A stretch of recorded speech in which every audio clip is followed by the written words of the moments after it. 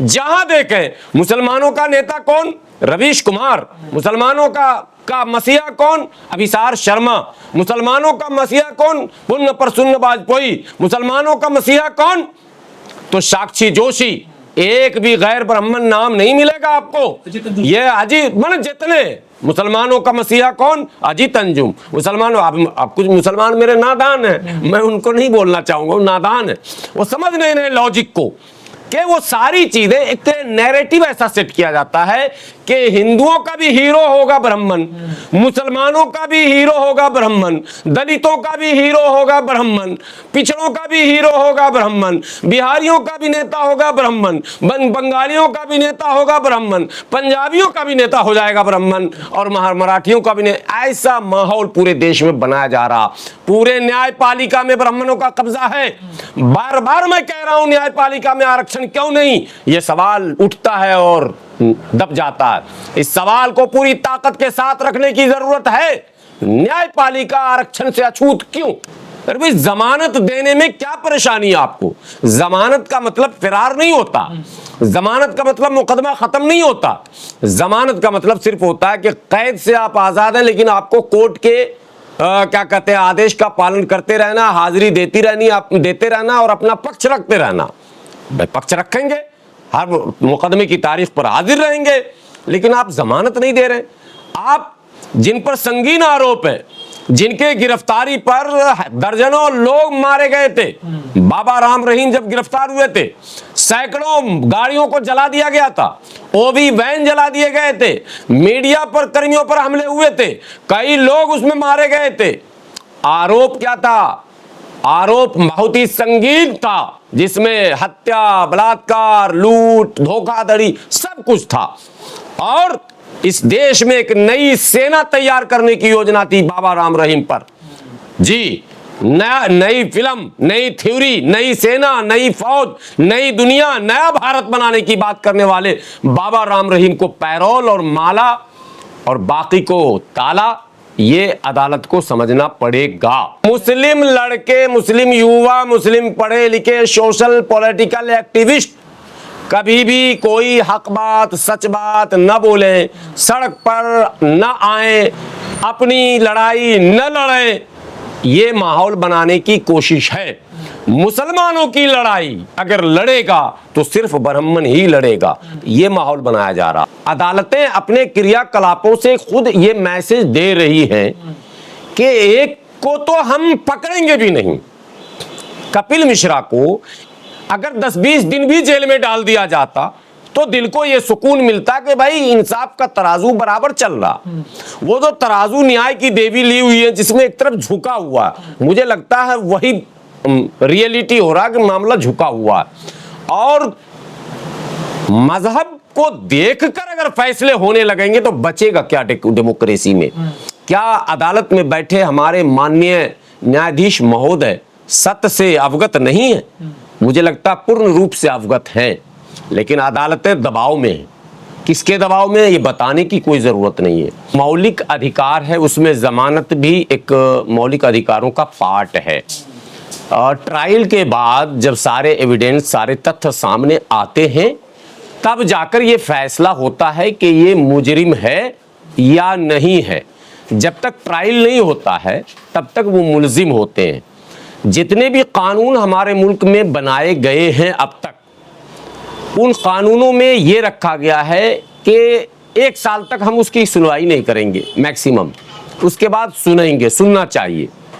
और रिकॉर्ड अगर उठाकर आप देखें तो कुख्यात अपराधी जिनसे मुल्क को, समाज को, कौम को खतरा रहा है, ऐसे सैकड़ों नाम हैं जिनको वक्तन फवक्तन निचली अदालतों ने, हाई कोर्ट ने, सुप्रीम कोर्ट ने जमानतें दी हैं। सैकड़ों नाम हैं, गिनाए नहीं जा सकते। सैकड़ों ऐसे नाम हैं कि संगीन धाराओं में जेल के अंदर बंद मुलजिमों को कोर्ट ने जमानतें दी हैं। अब दिल्ली दंगे में जो भूमिका को लेकर आरोप लगे हैं शर्जील इमाम पर, CNRC को लेकर, या उमर खालिद पर, या खालिद सैफी पर, या मीरान हैदर पर, और इस तरह के तमाम तकरीबन दर्जन भर जो लोग हैं, इन पर जो आरोप लगे वो आरोप दंगा भड़काने, लोगों को उकसाने, मुल्क के खिलाफ बातें बताने इत्यादि इत्यादि इस तरह के आरोप उन पर लगे। मैं बिल्कुल होशो हवास में ये बातें कह रहा हूं और माननीय उच्चतम न्यायालय के न्यायाधीश महोदय से विनती पूर्वक आग्रह भी करता हूं कि दंगा से पूर्व और दंगा के समय, दंगा के पूर्व, दिल्ली दंगे की बात कर रहा हूं, दिल्ली दंगा के पूर्व और दिल्ली दंगा के समय और दिल्ली दंगा के बाद कपिल मिश्रा द्वारा दिए गए बयानों की ऑडियो और वीडियो अदालत मंगवाए और उमर खालिद के द्वारा दिए गए भाषणों के वीडियो मंगवाए और दोनों को सार्वजनिक करके कोर्ट हॉल के अंदर चलवाए और गीता, रामायण, अल्लाह, ईश्वर, कुरान सबको सामने रखकर जज साहब स्वयं ये निर्णय लें कि देश और समाज के लिए सबसे घातक बयान कपिल मिश्रा जी का था या उमर खालिद साहब का था। ये करना चाहिए कोर्ट को कोर्ट का मतलब, अदालत का मतलब है न्याय, अदल, इंसाफ और इंसाफ के लिए सत्य का सामने लाना। अगर अदालत के पास इतना समय नहीं है कि वो कपिल मिश्रा, रागिनी तिवारी, अनुराग ठाकुर और पीडब्ल्यूडी मिनिस्टर जो अभी हैं साहिब सिंह वर्मा के पुत्र परवेश साहिब सिंह वर्मा, इन लोगों के बयान को अदालत नहीं देख सकती है, वक्त नहीं है। अदालत तो मुझे लगता है भारतीय जनता पार्टी के किसी नेता के बयान को सुनने का वक्त अदालत के पास नहीं है, मैं मानता हूं नहीं है।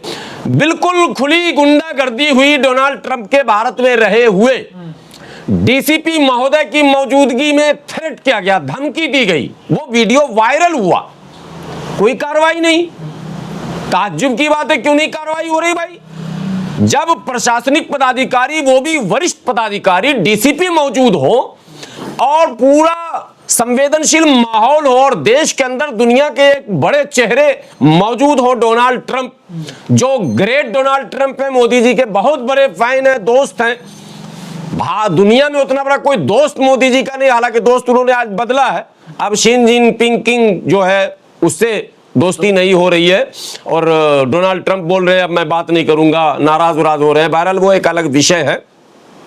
लेकिन डोनाल्ड ट्रंप की मौजूदगी में अमेरिका के प्रेसिडेंट भारत में मौजूद हैं, सिक्योरिटी हाई है, उसके बावजूद डीसीपी महोदय के सामने जो शब्द इस्तेमाल किए गए हैं कपिल मिश्रा के द्वारा, वो शब्द निहायत ही आपत्तिजनक, असंवैधानिक, असामाजिक, अमर्यादित है। कोई संज्ञान नहीं लिया गया, कोई पूछने वाला नहीं है। रागिनी तिवारी के वो सारे वीडियोस, कोई पूछने वाला नहीं है। सैकड़ों वीडियोस आ रहे हैं, कोई पूछने वाला नहीं है। लेकिन इन दर्जन भर लोगों के जिन लोगों ने एक सरकार की पॉलिसी के खिलाफ असहमति का इजहार किया था, उन्होंने ये कहा कि सीए एनआरसी, मेरी वैचारिक समानता हो या ना हो उनसे, मैं वैचारिक समानता नहीं रखता हूं, मैंने डिसएग्री किया है, मैंने सीए एनआरसी में एक अलग लॉजिक रखा था, मुझे पता है इनकी चाल का। आज उस चाल में हमारे सैकड़ों नौजवान फंसे और उनकी जिंदगियों को बर्बाद किया जा रहा। लेकिन मैं दावे के साथ कह सकता हूं कि जो तर्क उनके थे वो भी गलत नहीं थे, उनके तर्कों में भी एक अपना दम था। जो लोग प्रोटेस्ट कर रहे थे और जो लोग प्रोटेस्ट में अपनी बातें रख रहे थे, उनके तर्क को नकारा नहीं जा सकता। मैं उससे एग्री करूं या डिसएग्री करूं, ये मेरा अलग मामला है, लेकिन नकारा नहीं जा सकता। और एक तर्क नहीं, सरकार के खिलाफ, केवल मोदी सरकार के खिलाफ नहीं, मनमोहन सरकार के खिलाफ, अटल बिहारी वाजपेयी सरकार के खिलाफ, बीपी सिंह सरकार के खिलाफ तमाम तरह के आंदोलन हुए। मंडल कमीशन लागू हुआ, बीपी सिंह ने लागू किया, पूरे भारत में सरकारी संपत्तियों को आग के हवाले करना, लोगों पर हमले करना, दुकानों में आग लगाना, पुलिस प्रशासन पर हमला करना। आज भी वो वीडियो मौजूद है लल्लन टॉप पर। क्या वो लोग जेल में हैं? उन लोगों को सजा हुई? नहीं हुई। तो ये कौन सा दोहरा पैमाना है? जितने दंगे हुए, गुजरात में भी तो दंगा हुआ था 2002 में, उस दंगे को किसने भड़काया था? वहां तकरीरें किसने की थी? वहां आग किसने लगाई थी? वहां घरों को किसने उजाड़ा था, वहां इज्जत किसने लूटी थी? वहां इज्जत लूटने वाले कहां हैं? मात्र 11 लोग, 11,000 मुसलमानों को मार दिया और 11 लोग को आप जेल में दिखा रहे हैं, उसको भी मैंने रिहाई देकर माला पहना रहे। और ये दर्जन भर मुसलमानों को आप कह रहे हैं कि जमानत के लायक ही माहौल नहीं बन रहा। अब ये मैं जो कह रहा हूं उसकी पुष्टि हो रही है, समझिए, ये बयान तो उसकी पुष्टि करता है।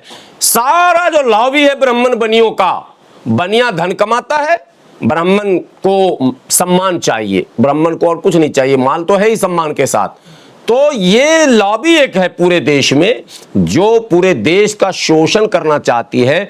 तो ऐसे युवाओं को, जो युवा सत्य की बात, हक की बात, अधिकार की बात, सम्मान की बात, देश के आम नागरिकों की बात अगर करेंगे, उन्हें जेल की सलाखों में डाला जाए। लेकिन हमें लगता है कि हमारे जो वकील खड़े हो रहे हैं उन्हें थोड़ा सा मजबूती से अपना पक्ष रखना पड़ेगा। कई लोगों को जमानत मिली है, देखिए अभी मिली है। मैं कह रहा हूं हमारे वकील शायद मजबूती से पक्ष नहीं रख रहे हैं। मजबूती से पक्ष का मतलब जज साहब से उनको कानूनी जिरह करना पड़ेगा। जब प्रावधान है तो आप बताइए जज साहब, आप बेल क्यों नहीं दे रहे हैं? ये अदालत में ही पूछना पड़ेगा। आप अपनी मजबूरी बता के जाइए। आप लॉजिकली तो इन्हें बेल मिलना चाहिए, लीगली तो इन्हें बेल मिलना चाहिए। जो तमाम अदालतों के दूसरे फैसले हैं जिसको हवाले के तौर पर, उदाहरण के तौर पर प्रस्तुत किया जाता, जो वकील पेश करते हैं, पूरा एक सिस्टम होता, उसका एक बुक होता, आपको पता कि नहीं? जो सुप्रीम कोर्ट के भविष्य के जितने फैसले हैं उसका एक बुक बनता है, वो वकील को मिलता है। अतीत के जो फैसले हैं, मैं भविष्य बोल रहा हूं, सॉरी, अतीत के जितने फैसले हैं, जो पहले फैसले आ चुके हैं वो कानून बन जाता है, उसी को उदाहरण के तौर पर प्रस्तुत किया जाता है। तो अब तक सुप्रीम कोर्ट के द्वारा, हाई कोर्ट के द्वारा जिन जिन लोगों को बेल दिए गए हैं, तो हमारे जो वकील हैं वो उस तमाम हवाले के साथ वहां खड़े हो, और फिर अगर उसके बाद भी जज साहब बेल नहीं देते तो वो पूछ लें सिर्फ इतना कि जज साहब जाते जाते प्लीज एक चीज बता दो, अब जमानत आप क्यों नहीं दे रहे हो, ये बता दो बस प्लीज। जज साहब के मुंह से निकल जाएगा कि भैया मैं इसका जवाब नहीं दूंगा, तुम समझ रहे हो, मुझे लोया नहीं बनना, तो बात समझ में आ जाएगी लोगों को। यहां एक नजीर है, एक उदाहरण, एक लंबी फहरिस्त है। मैं एक बात पीस पार्टी के राष्ट्रीय प्रवक्ता होने के नाते बड़ी जिम्मेदारी से कहता हूं, हमारा मानना है कि इंसाफ में भेदभाव नहीं होना चाहिए। कोई भी हो, मजदूर हो, मजबूर हो, परेशान हो, झुग्गी में रहने वाला हो, नाव चलाने वाला हो, सब्जी की खेती करने वाला हो, रेड़ी पटरी लगाने वाला हो, या वक्त का बादशाह क्यों ना हो, इंसाफ में किसी के साथ भेदभाव नहीं होना चाहिए। और इंडियन डेमोक्रेसी में भेदभाव की गुंजाइश थी नहीं, गुंजाइश निकाल ली गई है, गुंजाइश है नहीं। हमारे भारत का संविधान विद पीपल ऑफ इंडिया का मामला, हमारे यहाँ हम भारत के लोग हैं। ये नहीं कहा कि हम ब्राह्मण, हम बनिया, हम क्या कहते हैं शूद्र, और हम फला, और हम चिला, और हम ये, और हम बिहारी, और हम बंगाली, और हम नेपाल। नो, हम भारत के लोग, और इक्वल जस्टिस की बात कही गई, इक्वल अपॉर्चुनिटी की बात कही, इक्वल सब में इक्वलिटी की बात की गई।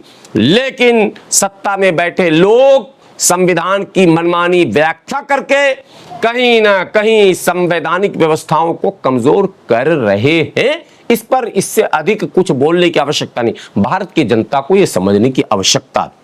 और एक आंदोलन देश में हर हाल में शुरू होना चाहिए। ये वोट चोरी और फला चोरी ये सब तो चलता ही रहेगा, आंदोलन तो होते ही रहे, लेकिन एक आंदोलन देश में बड़ा हो। न्यायपालिका में आबादी के अनुपात में आरक्षण की आवश्यकता है।